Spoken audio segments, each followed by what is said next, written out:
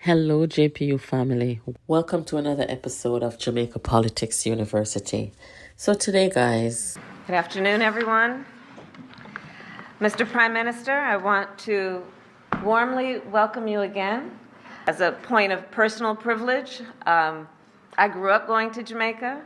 My family, half of my family, is from St. Ann Parish in Jamaica, and I know I shared that history with millions of Americans who have their roots through the generations in Jamaica. I want to bring two issues to your attention today, guys. The first one is Kamala Harris, daughter of Jamaican economist Dr. Donald Harris. She's now running for the presidency of the United States of America. Her father, being from Jamaica, he could have very well applied for her citizenship in Jamaica when she was younger. She could have had a passport all her life, like Mark Golding has a passport and British citizenship through his father of the UK. But that did not happen in the case of Kamala Harris.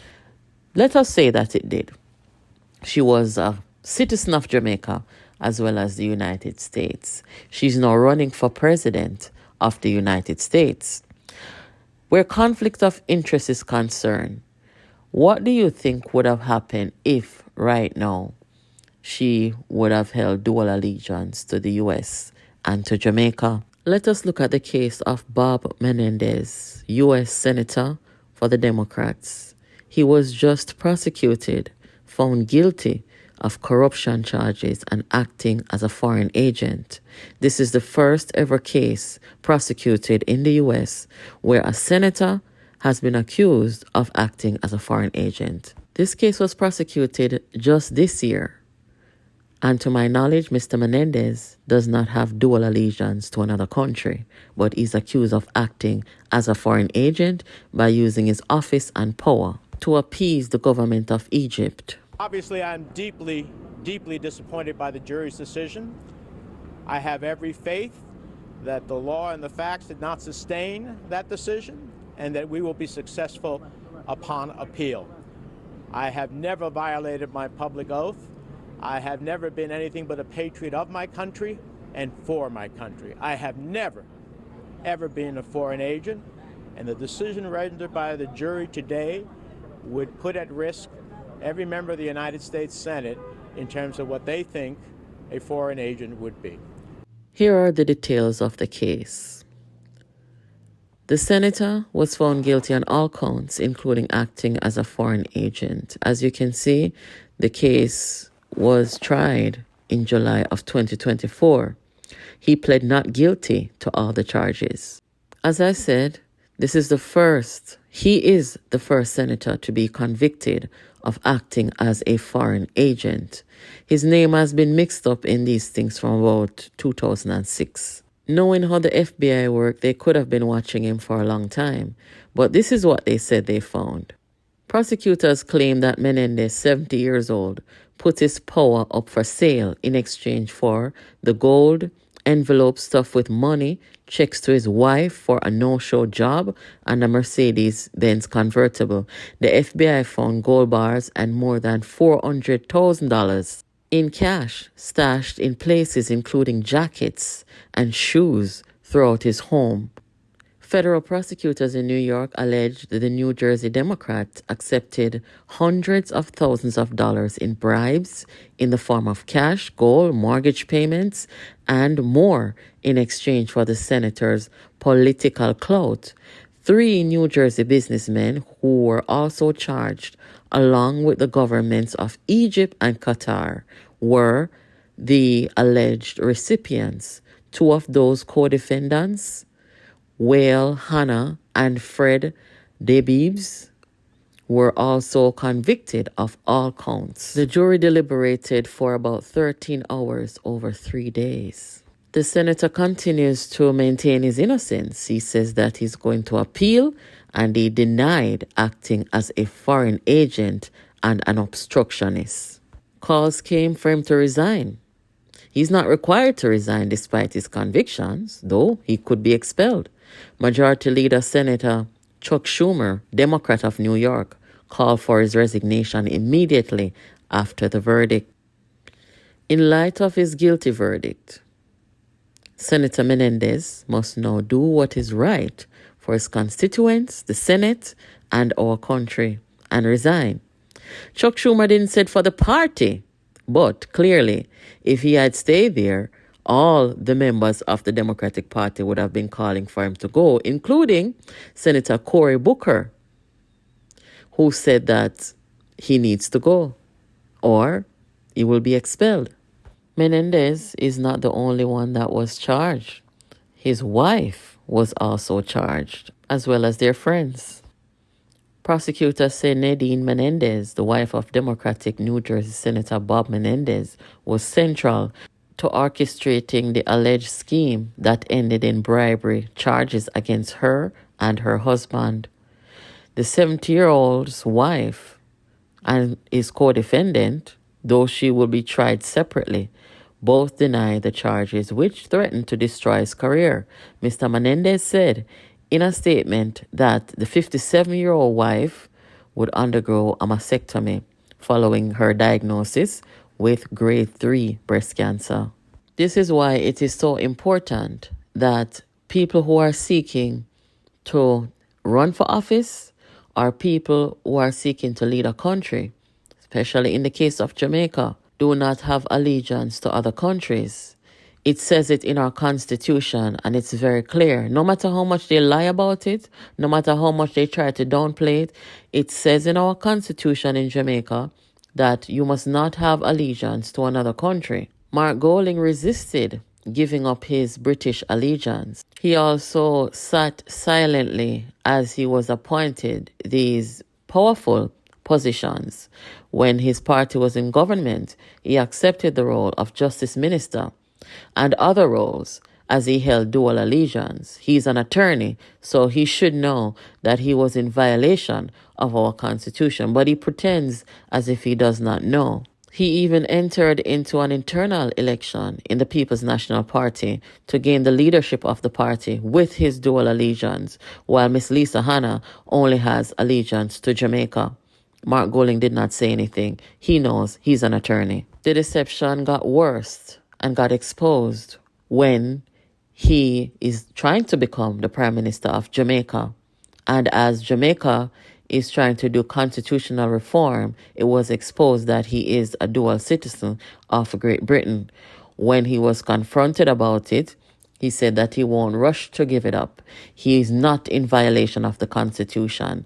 And this, my friends, is very dangerous and should be a cause for concern. He told the PNP's NEC 2 weeks ago that he would give up his dual allegiance, but he's only said it. He has not done so. This is more than giving up dual allegiance at this point for Mark Golding.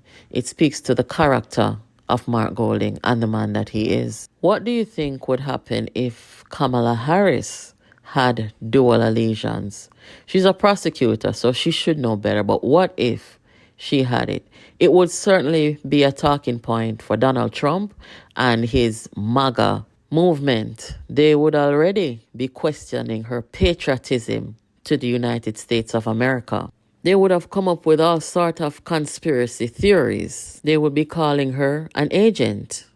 Worse, if she had been covering it up for all these years and it was discovered recently, they would have said, wow, what was she hiding? Why was she hiding? All these things. She would have been disqualified by the people of America. Her own party would have called for her to step down. Imagine if there was an image like this of Kamala Harris holding up shackles over somebody's head. The black people of America would have been the first one calling for her head. And look at Mark Golding, a Caucasian, European, Englishman, holding up shackles over Rastaman head in Jamaica. And this is who the PNP is putting to the country and the world as leader of the party and potential leader of Jamaica. Not even Andrew Holness could have gotten away with something like this, irrespective of the context of which these shackles were used. The conflict of interest situation, guys, it is very serious, and we must pay close attention to it. This is why in other jurisdictions and other countries, we have seen where parliamentarians have had to demit office because of the case, what I just explained about the Democratic Senator Bob Menendez in New York. The people who wrote our Constitution, they were aware of it. Portia Simpson Miller, I remember, publicly stated that she did not believe people should have dual allegiance sitting in the parliament. P.J. Patterson, in his recent symposium at the University of the West Indies, spoke in depth about the sensitivity of certain positions and appointments and how important it is to make sure that you have no dual allegiance that can lead to charges of treason and acting as a foreign agent. It makes no difference whether the dual allegiance is to the United States or a Commonwealth country. It does not matter. According to the Constitution, if your allegiance is to a foreign power, doesn't matter what country it is, a foreign power, then you are in conflict of interest. So when the PNP and Mark Golding is trying to distort the Constitution, be very careful, guys. It does not matter. Senator Menendez can talk all you want about appeal, but to me, it appears that the FBI had a mountain of evidence against him, including the cash stashed all over his house, the Mercedes, and everything else. So this is why the jury came back 13 hours later with a guilty verdict. It is highly unlikely that will be overturned. If he did not have dual allegiance to Egypt and Qatar and could have done something like this, imagine people who have dual allegiance and how they can find themselves in situations like this, if not worse.